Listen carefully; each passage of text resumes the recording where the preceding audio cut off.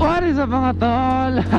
Welcome to my channel. This is Karo Moto Vlogs, no? So for today's topic, ang pag-uusapan natin ay about dito sa kinabit natin ay steering damper, no? So ito yung stabilizer natin mga tol. Meron na tayong another mode na pang feeling big bike.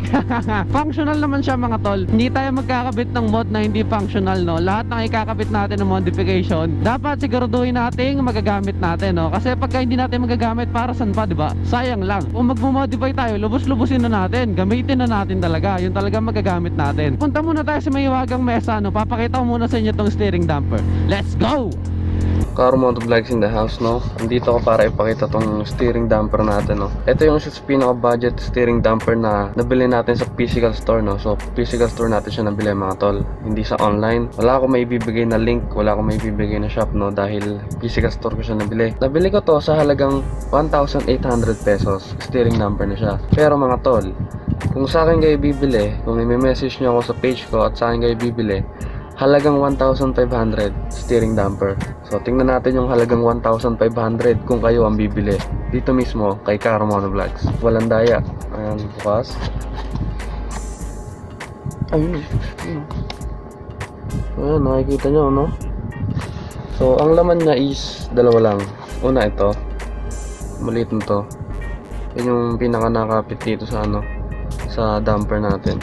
Then ito yung pinaka steering damper. Yan. So ito siya mga tol. Ang maganda dito, no, meron siyang adjuster. So ayan, meron siyang adjustment dito, napipihit yan. Nakunat. Tapos pagka niluwagan, nalambot siya. So ang maganda dito, hindi siya design lang, hindi siya forma lang. Ang maganda dito mga tol, nagana talaga siya, damper talaga. So makikita nyo, kulay black siya. Merong available na ibang kulay, orange ata tsaka violet, no? Pero pinili ko yung black kasi ayoko na masyado na may kulay-kulay. Sa motor ko nga gusto ko white, ayoko talaga ng red eh. Pero mahal na mahal ko si Chonza.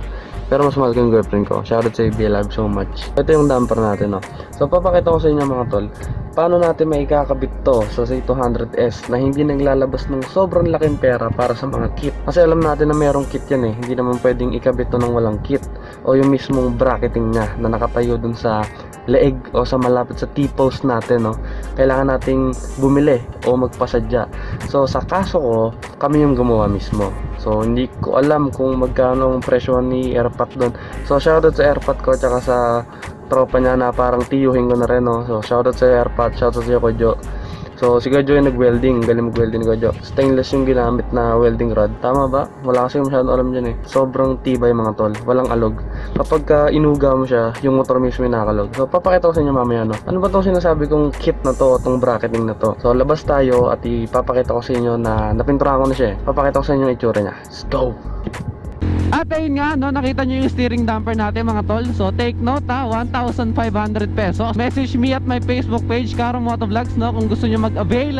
Kung gusto nyo bumili sa akin, message lang mga tol, walang problema dyan. So ngayon, tapos na tayo sa damper, tapos na tayo dito sa steering damper mismo. Punta naman tayo dito sa steering damper bracket. Dito tayo sa pinaka bracket na kinakapitan ng steering damper. So papakita ko ulit sa inyo, no, let's go!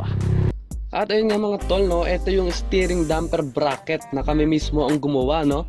Yes mga tol, hindi kayo nagkamali ng rinig. Ang gumawa nito is Airpat ko at yung tito ko, no, na tropa niya, no. So shout sa Airpat ko, shout kay Jo, no.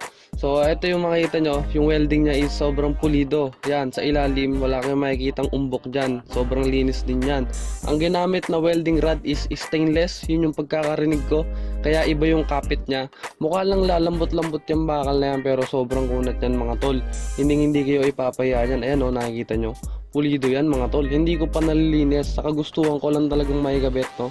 Hindi ko na muna nilinis, pininturahan ko agad. Makita nyo yung ilalim, sobrang linis niya mga tol. Sobrang ayos ng butas. Napaka okay ng pagkakagawa. So ngayon tingnan natin pag nakakabit siya. Let's go! At ganyan ang itsura niya mga tol, ano, kapag ka nakakabit siya sa ating motor, sa ating chassis.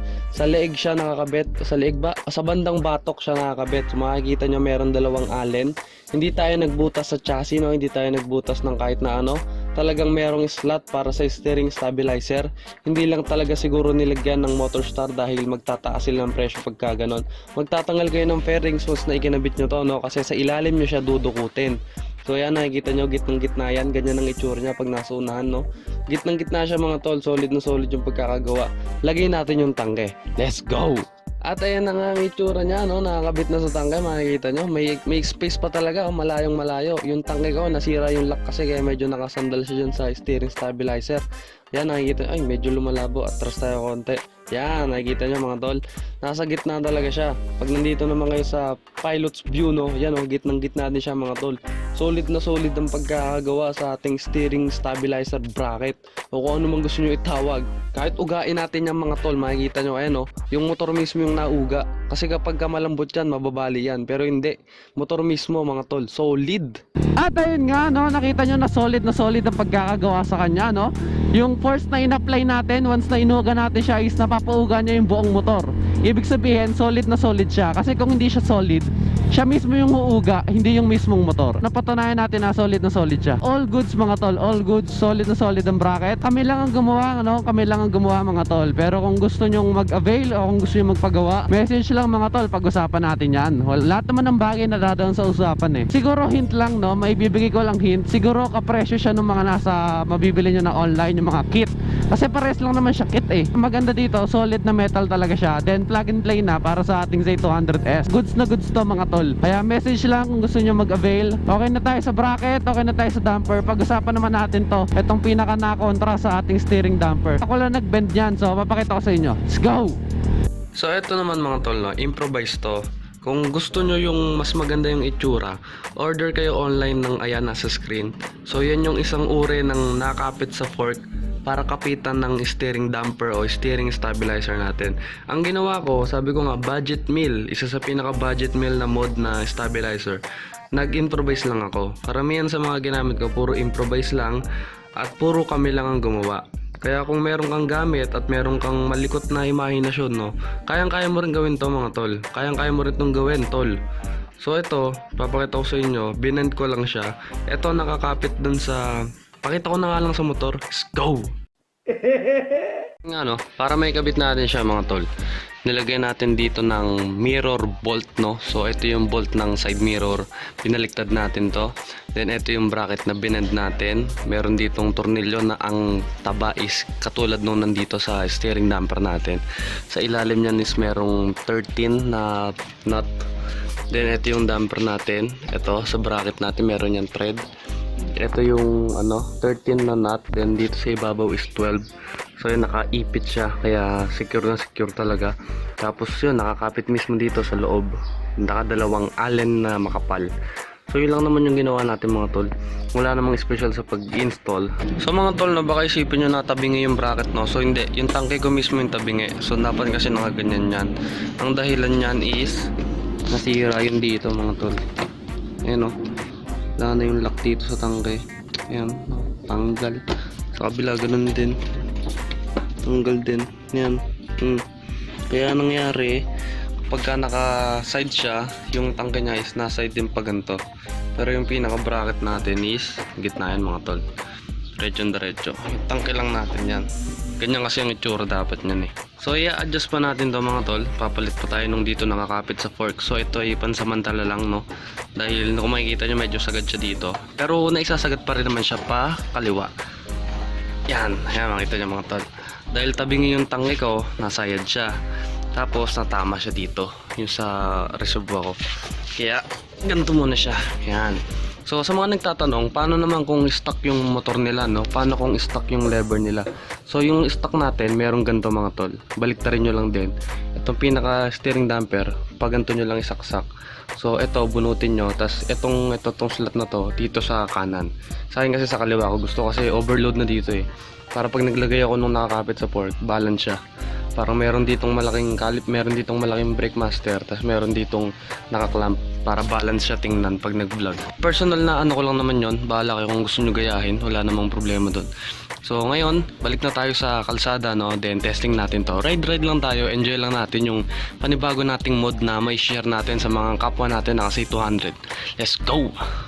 At ayun nga mga tol, nakita nyo kung paano natin in-install, kung ano yung mga dapat natin gawin para mas makatipid tayo. Speaking of tipid, bakit hindi natin pag-usapan yung breakdown ng presyo? I-estimate natin yung pwedeng maging halaga niya. All in all, total talaga, kung magkano ang magagastos kapag ka nagpalagay o naglagay tayo ng steering stabilizer / steering damper para sa ating Z200S. O kahit Z200X, Z200II, pwede yan. Estimate natin. Let's go! So unang-una, steering damper natin is nagkakahalaga. Sinabi ko nga kanina, message me at my Facebook page para motovlogs. Steering damper stabilizer 1,500 pesos mga tol, plus steering damper bracket na made by Truly Yours. Kahit di naman talaga ako naggawa, ang naggawa is airpod ko tsaka yung tiyuhin ko, shoutout sa kanila. Ang estimate price natin dito is palagi ng 800 to 1,000 pesos. Depende pa rin talaga mga tol eh. Wala pa kasi kung nakakausap na gusto mag-avail, kaya hindi pa napag-uusapan yung presyo. Dapat kasi pag meron kang item, merong feedback yung buyer mo para malaman mo yung tamang presyo. Kaya ang estimate price is 800 to 1,000 pesos. Then itong maliit na bracket na to, kung bibili kayo sa shop o sa mga physical store 100 pesos lang to mga tol, tong bracket na binend ko. Pero kung ang gusto nyo is yung dito nakaklamp sa sa fork natin, medyo tataas ang presyo niya mga tol.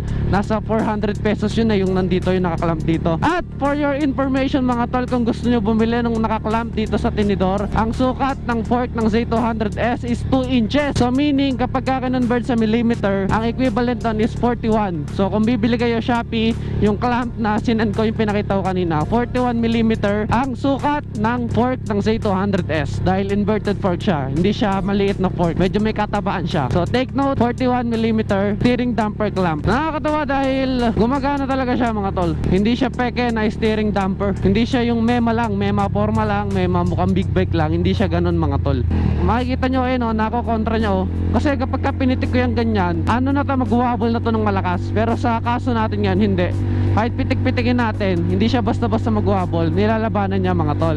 And isa ko napansin, napakaganda ng itsura mga tol. So in terms of looks, lalo na kung avid fan ka ng mga big bike, sobrang sulit mga tol. Talagang kada umaga, kada mag-i-start ka, busog na busog ang mata mo sa itsura ng steering damper na to / steering stabilizer. Solid na solid mga tol. Nakakatuwa dahil meron na naman tayong modification na merong silbi na may ibabahagi natin sa ating mga ka-Z200. So nawala ako sa traffic ko sa breakdown ng presyo. So papakita ko sa inyo yung pinaka total na pwede natin magastos. So yun nga, yung steering damper is 1,500. Yung pinaka bracket is estimate 800 to 1,000 pesos.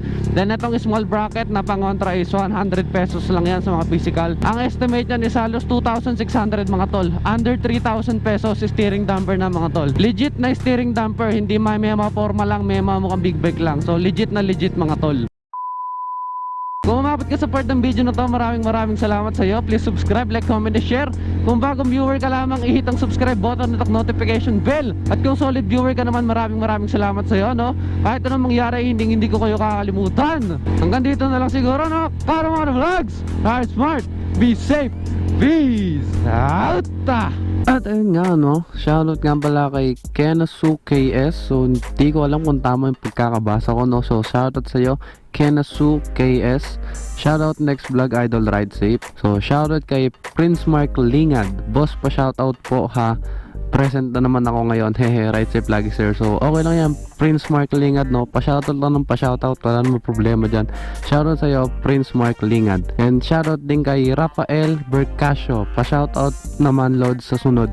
So shoutout sa'yo Rafael Bercasio. Then special shoutout nga pala sa Dakila Apparel. Special shoutout sa Sistress. At last, special shoutout sa lahat ng mga sumusuporta sa akin. Maraming salamat lahat sa inyo At shoutout sa laging number 1 supporter ko at number 1 subscriber ko, sa girlfriend ko. I love you so much. Out!